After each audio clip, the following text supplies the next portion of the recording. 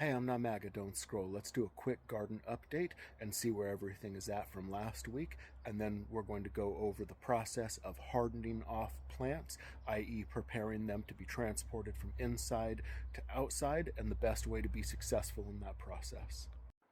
All right, so last week we did all of our soil mixing and seed planting, and we've already started to see some results. We've got a whole bunch of radish coming in over here. That's a plant of that's cucumber that my wife planted there. And then over here, we've got some bok choy coming in nicely.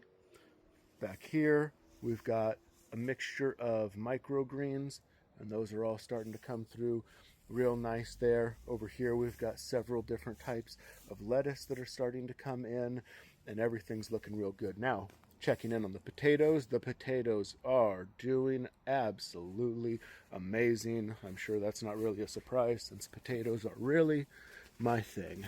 Now here's the one that I showed specifically in the video last week, and anybody that wants to go back and look or remembers, the leaves were just barely sticking up above the hay. We've had this much growth just since last week. That's already to the point where we're going to pile up some more hay around it to where just the tips of those leaves are sticking out, and then that's about as much as we can hill this, and then we're just going to let it go from that point.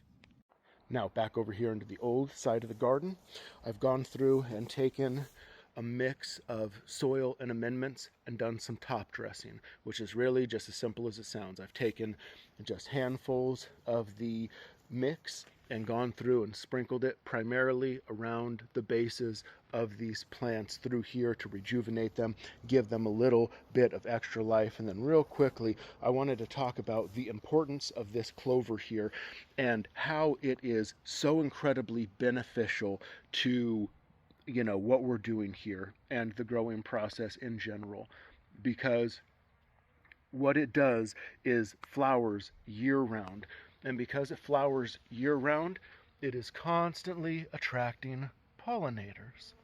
It's constantly bringing in all these little bees all over because they know that the clover's here and it's going to, feed them. And then they get into these other flowers here. And then when they come for the clover, they get into things like our almond tree here, and they just pollinate it so much, so we have so many almonds. And the same thing with the apple tree over here. This apple tree literally was vibrating a couple of weeks ago when it was in flower. And so I attribute a lot of our success here to the bee population, and I attribute a lot of the bee population to the fact that we have the clover. And so if you don't have clover on your property, it is so much better than just grass in every way. Highly recommend. All right, so we're back. All of our peas over here are doing fantastic. We did some more top dressing in this area too. All of our tomato plants are coming up nicely. Peppers coming along nicely.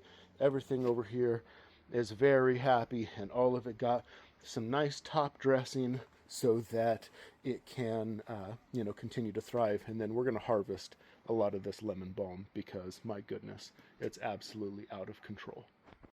Okay, so what is hardening off and why is it important? Well, it's basically going to determine how much shock your plants do or do not sustain when they are being transplanted from inside to outside.